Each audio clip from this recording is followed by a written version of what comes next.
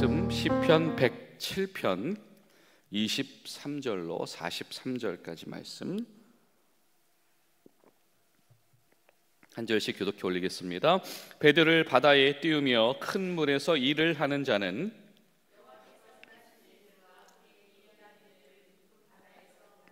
여호와께서 명령하신즉 광풍이 일어나 바다 물결을 일으키는도다.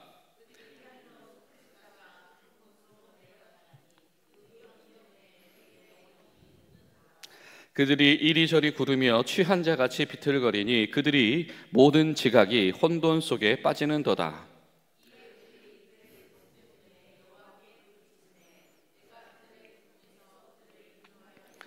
광풍을 고요하게 하사 물결도 잔잔하게 하시는도다.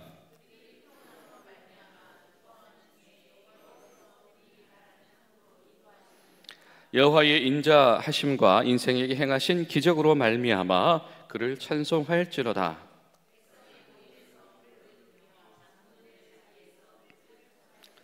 여호와께서는 강이 변하여 광야가 되게 하시며 샘이 변하여 마른 땅이 되게 하시며 또 광야가 변하여 못이 되게 하시며 마른 땅이 변하여 샘물이 되게 하시고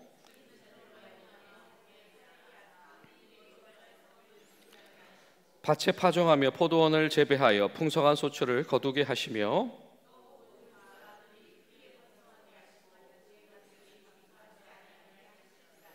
다시 압박과 재난과 우환을 통하여 그들의 수를 줄이시며 낮추시는도다.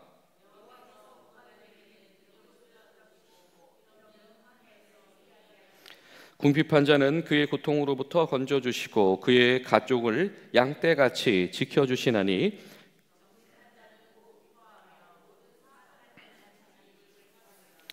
지혜 있는 자들은 이러한 일들을 지켜보고 여호와의 인자하심을 깨달으리로다. 아멘. 오늘도 하나님 앞에서 찬양이 그치지 않는 복되고 행복한 하루 되시기를 예수님 이름으로 축복합니다. 여호와의 행하신 일, 또 그가 베푸시는 이 인자하심으로 말미암아 그를 찬송해라, 그에게 향한 감사를 표현하여라 라고 하는 고백이 어제부터 계속 오늘까지 이어지고 있습니다. 이 하나님의 구원을 경험한다라고 하는 것은 어떤 의미인가? 하나님의 구원에 감탄한다라고 하는 것은 어떤 의미인가? 그것은 바로 하나님의 권능이 내 삶에 개입했다라고 하는 것을 알게 되는 것이고, 그 하나님의 권능이 개입할 수밖에 없는 때로는 그 절박한 상황들에 대한 인식이 있는 것이고, 그리고 그 하나님의 개입하심으로 말미암아서 나에게는 회복, 그리고 우리 공동체 가운데에서는 하나님의 정의가 되살아난다라고 하는 것을 목격하는 것이 바로 이 구원을 경험하는 자들의 마음일 것입니다. 오늘 말씀의 이 단락은 이 뱃사람들의 이야기로 시작을 하죠. 배들을 바다에 띄우며 큰 물에서 일을 하는 자는 아마 지금 못지않게 이 시편 기자의 시절의 이 뱃사람이다라고 하면 아마도 이 나름의 이 기술이죠. 또 특정한 어떤 지식과 이 노하우를 소유한 집단일 겁니다. 뭐 그 귀천의 문제가 아니라 그 사람이 가지고 있는 어떤 지식과 역량, 이 경험의 문제다라고 하는 것이죠. 배를 띄우는 사람들이다라고 한다면 그 배를 타고 다니는 고객이라든지 아니면은 그냥 바다를 접하지 않는 사람에 비하여서 어찌됐든 그 현장 가운데서 가장 이 전문가라고 할 수 있을 겁니다. 근데 이 사람 편에서 이 가장 이 전문가인 이 큰 배를 띄우는 뱃사람들이 바다에서 풍랑 속에서 광풍 가운데서 물결을 일으키시는 그 하나님 앞에, 그 하나님의 살아계심 앞에 깨어나야 한다라고 하는 겁니다. 여러분, 우리가 풍랑을 만난다라고 하는 것이 어떤 의미일까요? 바다의 풍랑을 만난다라고 하는 것은 때로는 지식이 무의미한 경우일 겁니다. 경험이 무의미하고 내 지식과 경험으로 다루지 못하는 더 큰 파도가 있을 수가 있는 것이죠. 가끔씩 이 큰 배들의 사진을 보면 항구에 정박해 있는데 정말 엄청 도시만한, 그렇죠, 축구장 몇 개를 합칠 만한 길이와 높이가 있는 그런 배들도 있는 걸 보게 됩니다. 그런데 가끔씩 그런 배들조차도 만나는 풍랑에 대한 이 영상들을 보면 그 배에 몇 갑절이 되는 거대한 파도가 저 대양 가운데 일어나는 정말 대단한 광경을 볼 수가 있습니다. 바로 그것이죠. 아무리 경험이 많고 아무리 지식이 많고 아무리 노하우가 있을지라도 그 풍랑 가운데에서 구원해 내실 수 있는 하나님의 권능에는 미치지 못한다라고 하는 겁니다. 다른 말로 표현하면 하나님의 권능은 그런 풍랑과도 같은 곳에서 구원을 펼쳐내시는 분이시다라고 하는 겁니다. 여러분, 이 구원이라고 하는 말이 결국에는 이 예수님, 여호수아, 이 호세와 이런 말들하고 다 같은 어원을 공유하는 말들이죠. 하나님께서 구원하신다라고 하는 것은 주의 권능 가운데 개입하셔서 벗어날 수 없음 가운데서 새 삶으로 인도해 내신다라고 하는 뜻으로 봐도 무방합니다. 예수님께서 우리를 구원하셨다라고 하는 것은 우리가 벗어날 수 없는 이 죄악의 큰 파고 가운데서 주의 은혜로 우리를 그곳에서 벗어나게 하셔서 새 삶을 살게 하신 것이다. 시편 107편이 고백하는 하나님은 어떤 하나님이시죠? 찬양 받으실 만한 하나님, 그렇죠? 그리고 우리가 부르짖을 때, 그 앞에서 요청할 때에 그것에 반응하시는 하나님이신데, 우리가 찬양할 만한 하나님, 우리에게 반응하신 하나님은 어떤 하나님이시냐면 권능으로 구원을 베푸시는 하나님이시다라고 하는 겁니다.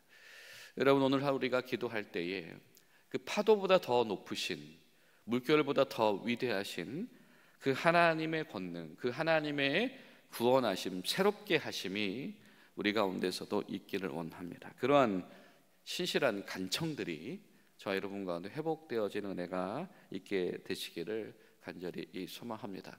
그런데 우리가 주목할 것은 무엇입니까? 바로 이 파도보다 더 큰 존재를 지금 고백하자고 하는 사람이 누구냐면 뱃사람이 아니죠. 시편의 기자입니다. 여러분, 그 크신 하나님을 주목하는 사람은 그 풍랑 속에 들어와 있는 그 한복판에 있는 그 사람들만이 아니다라고 하는 것이죠. 그 하나님을 주목하고 높일 사람들은 무엇이냐면 오히려 그 풍랑 속에 들어갈 이들에게 하나님을 선언하고 소개하고 당부하는 이들이다라고 하는 겁니다. 저는요 요즘 크게 문제가 없어서요, 저에게는 아직 큰 파고가 오지 않았습니다. 여러분, 이런 시절에 있을 때도 여전히 우리가 그 풍랑 위에 계신 하나님을 주목해야 한다라고 하는 것을 기억을 해야 합니다. 그렇지 않으면 풍랑 가운데서 혼비백산하게 되어지죠. 예수님, 이 풍랑 가운데서 왜 주무시고 계십니까? 예수님과 함께 승선했다라고 하는 생각은 까맣게 잊어버리고 예수님 앞에서 당황해서 그 풍랑 앞에서 혼비백산했던 그 제자들의 모습과도 같이 될 수 있다라고 하는 것이죠. 여러분, 그렇기 때문에 우리는 늘 이 풍랑 위에 계신 하나님을 향하여서 주목하는 믿음이 흔들리지 말아야 될 줄로 믿습니다. 그리고 중요한 것은 바로 이 하나님의 권능을 경험해 나가는 것이 바로 믿음이다라고 하는 겁니다. 여러분, 우리가 경험을 어떤 방식으로 할 수 있을까요? 어떤 이들은 지켜봅니다. 그렇죠? 어떤 이들은 듣기도 하고요, 어떤 이들은 전해 듣기도 합니다. 그러나 어떤 이들은 그 한복판에서 맛보고 느끼기도 하게 되어집니다. 중요한 것은 그 하나님의 그 권능, 일하심을 경험해 나가는 자 가운데에 참된 평안이 있다라고 하는 겁니다. 여러분, 성경을 통해서 우리가 보게 되는 것은 무엇일까요? 그렇죠? 우리가 그 하나님을 우리가 때로는 우리 구체적인 나의 일상의 현상 속에서 만나진 않지만 그 일하신 하나님을 우리가 성경을 통해서 지켜봅니다. 그리고 우리 말씀을 통해서 전해 듣고 또 그것을 통해서 배우기도 한다라고 하는 것이죠. 그리고 그렇게 우리가 지켜보고 전해 듣고 배웠던, 그리고 듣고 있던 그 하나님의 역사가 때로는 우리의 파고 가운데서도 동일하게 경험되어진다라고 하는 것이죠. 바로 오늘 시편 기자는 우리에게 그것을 알려주기 위함일 겁니다. 오늘 시편은 바로 그것을 노래하는 거죠. 우리가 찬양할 이유가 무엇입니까? 우리가 찬양하면서 하나님의 성품에 대해서 계속해서 우리가 집중하기 위함입니다. 그 하나님의 성품은 무엇입니까? 인자하셔서 하나님은 끝까지 사랑을 놓지 않으셔서 하나님의 주의 권능을 우리를 위해서 사용하시는데 인색하신 분이 아니십니다 라고 하는 것입니다.